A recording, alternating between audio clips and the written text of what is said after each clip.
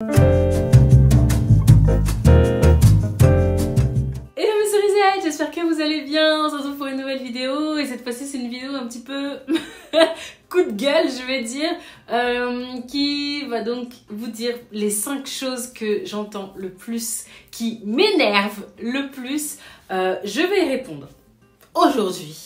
Comme ça, l'affaire est ensuite réglée. Je ne veux plus jamais l'entendre, que ce soit de la part de ma communauté, mais également de la part de ma famille, de mes amis. Voilà, je fais une vidéo, comme ça je dis les choses, et après c'est fini. Donc, petit espace pub, cette vidéo est sponsorisée par ma très belle. Oui, parce que vous m'avez pas vue blonde par ici, ça fait longtemps que je suis blonde sur Insta, mais vous ne m'avez pas vue blonde par ici sur YouTube. Effectivement, je porte ici des superbes extensions de la marque Clayey Hair, j'adore. J'aime vraiment beaucoup parce qu'ils ont des mèches blondes de très bonne qualité. Et ensuite, moi, je les ai fait teindre par une Moja Hair Studio, Sarah, ma coiffeuse, qui a donc mis ici une patine et également ici pour avoir une sorte de blond cendré avec un dégradé. Je suis très fan. C'est pas toutes les mèches qui peuvent tenir la distance et vraiment, celle-là, il n'y a rien à dire. Donc si vous cherchez à faire de belles teintures blondes, si vous cherchez de la bonne qualité de mèches blondes, franchement vous pouvez partir sereinement avec Clayey Hair. Si vous cherchez à avoir un petit peu plus d'informations sur là ce que j'ai sur la tête, je vous encourage du coup à cliquer en barre d'infos pour en savoir un peu plus. C'est parti pour la vidéo. Alors, la première chose que je déteste entendre, c'est à quand le deuxième bébé? Je trouve que c'est une phrase qui est très intrusive dans la vie des femmes, qu'on pose très souvent, des fois même le bébé est à peine sorti du ventre, genre au bout d'un mois on dit « Ah bah t'es sur la bonne lancée, tu vas faire le deuxième ». Et moi qui ai donc une enfant de 3 ans et demi, on considère que là, j'attends beaucoup avant de remettre le couvert, d'en refaire une deuxième. Et je ne trouve pas ça bien du tout déjà de parler de ça parce qu'on ne sait pas la réalité des choses. Peut-être que imaginons que j'ai beaucoup de mal à avoir un enfant, peut-être qu'en fait j'essaye d'en avoir un et qu'on me demande ah quand le deuxième, et en fait ça se trouve ça fait 1 an et demi avec mon compagnon qu'on essaye, peut-être, c'est pas le cas mais ça pourrait être le cas et je trouve que c'est très intrusif de rentrer, de vouloir absolument savoir ce qui se passe dans l'utérus des gens. Pour être moi totalement transparente, ma première grossesse a été très compliquée, mon accouchement l'a été encore plus. J'ai une maladie qui s'appelle un SOPK, c'est-à-dire le syndrome des ovaires polykystiques, qui me rend très très difficile la conception d'un enfant. En plus de ça, j'ai de graves problèmes gynécologiques qui m'empêchent de pouvoir retomber enceinte. Donc en plus du fait que j'ai pas forcément envie d'avoir un deuxième enfant, je ne peux pas. Voilà, donc quand vous me dites « Ah, elle est trop mignonne, baby Lisa comme le deuxième, etc. » c'est très douloureux en fait, tout simplement, voilà. Donc, c'est une question que j'aborde ici et que je ne réaborderai donc plus. La deuxième chose qui m'énerve le plus, je pense, dans les choses qu'on me pose, qu'on me demande ou qu'on me dit, c'est « Est-ce que je m'éclaircis la peau ?»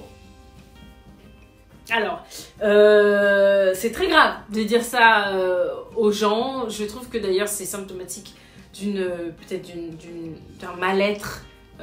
Voilà, ça prouve très fortement que le colorisme est encore bien installé.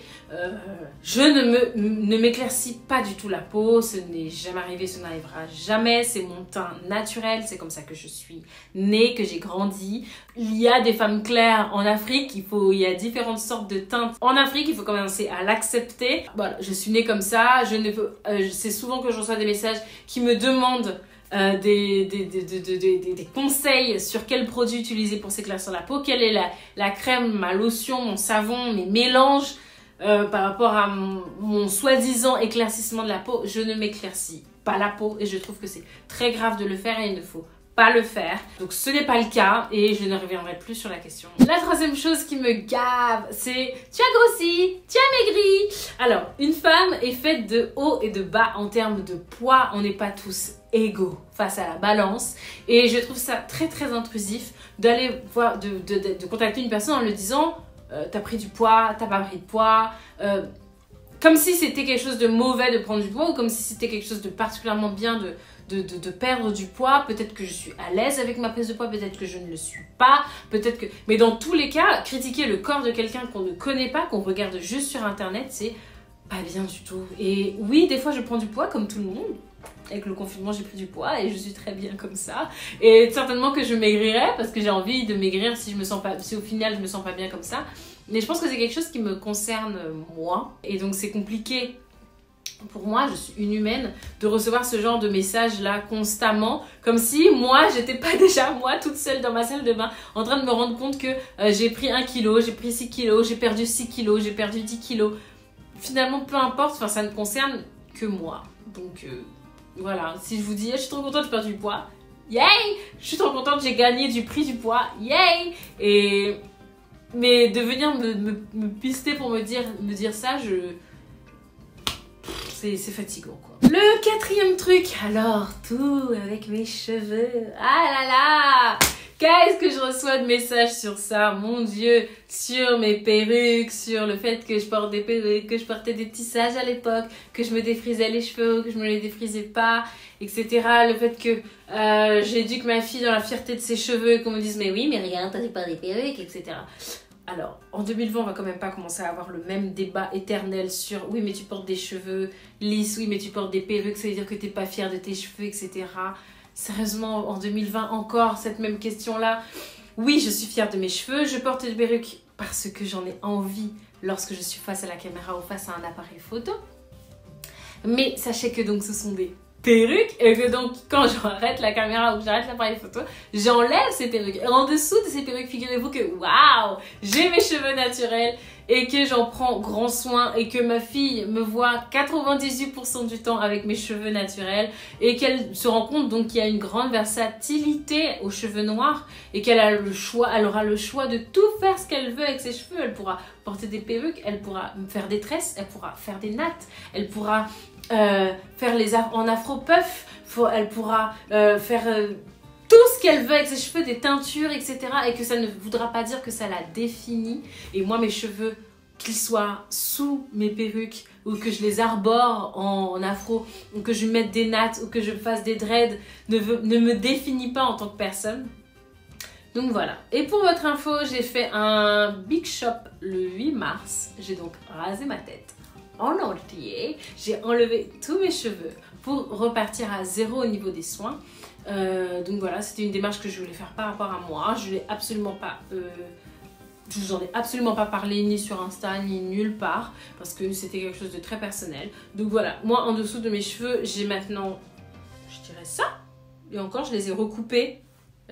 Voilà, et du coup je fais des soins. Hier j'ai posé un soin toute la nuit. Voilà, c'est pas parce que vous me voyez avec des perruques que forcément ça veut dire que je n'aime pas mes cheveux ou que je complexe sur mes cheveux. Au contraire, j'en prends soin et je suis plus souvent avec mes cheveux naturels qu'avec des perruques. Mais ça, vous pouvez pas forcément le voir. Et la dernière chose que j'en ai marre qu'on me dise, c'est qu'influenceuse n'est pas un vrai métier. Alors oui, effectivement, j'étais manager de projet digital pendant 8 ans. Ensuite, suite à un burn-out, j'ai arrêté du coup de travailler dans une entreprise pour désormais me lancer à titre entrepreneurial, quoi. Donc j'ai décidé de faire du Cerise Daily à plein temps. Depuis juillet, je vis de mon entreprise qui est donc la vidéo par exemple que vous regardez, ou toutes les vidéos, toutes les photos, tout le contenu que vous voyez et donc vous disposez gratuitement. C'est donc mon travail depuis près d'1 an maintenant. Et oui, c'est un travail qui est à la fois un travail de communicant, un travail de monteur vidéo, un travail de comptable, voire de financier, un travail de, je ne sais pas moi, de modèle, un travail de direction artistique pour certains de mes shootings, un travail de créativité pour quand je travaille et je fais du contenu pour les marques, parce que c'est pas que ce qui est sur mon Instagram que je produis, c'est-à-dire que je peux produire des photos ou des vidéos à disposition des marques qui, elles, l'utiliseront pour elles, comme si je n'étais pas forcément enfin pas en tant que cerise, mais en tant que moi juste modèle. Ils ont envie d'avoir ma patte, ma manière de faire des photos, etc. pour ensuite l'utiliser de leur côté, peut-être dans leur présentation produit en interne, des choses comme ça. Et donc, je travaille également pour eux. Je peux faire aussi de la consultance pour certaines entreprises, etc. Tout ça, c'est un métier, tout ça, c'est un travail, tout ça, c'est du temps, tout ça, c'est de l'énergie. Tout ça c'est de l'expertise finalement, c'est pas à la portée de tout le monde, ça s'apprend, ça se perfectionne. Et voilà, et de pouvoir avoir des sujets régulièrement pour pouvoir vous parler, que ce soit très régulièrement sur Instagram, mais également par ici, de pouvoir être à l'aise face à la caméra, de pouvoir poster tous les jours des photos, tous les jours des stories. Ça aussi, c'est quelque chose qui a de la valeur, et donc c'est mon métier. Et donc influenceur, c'est pas juste vendre des shampoings sur Insta, c'est beaucoup plus que ça finalement, et voilà. Donc oui, c'est mon métier, et oui, je pourrais le valoriser sur mon CV, oui, je pourrais le remonnayer après auprès d'une entreprise. Donc ouais, c'est un vrai métier. Je suis pas en congé sabbatique depuis un an. Et voilà les filles, c'est tout pour cette vidéo. J'espère que ça vous aura plu, que je revienne sur ces petits points épineux qui m'agacent un petit peu en général. Mais je trouve ça intéressant de pouvoir faire une vidéo dessus. Comme ça au moins les choses sont claires, les choses sont dites. Et puis voilà, je vous fais des très très gros bisous. Et à très vite pour une nouvelle vidéo. Bye bye.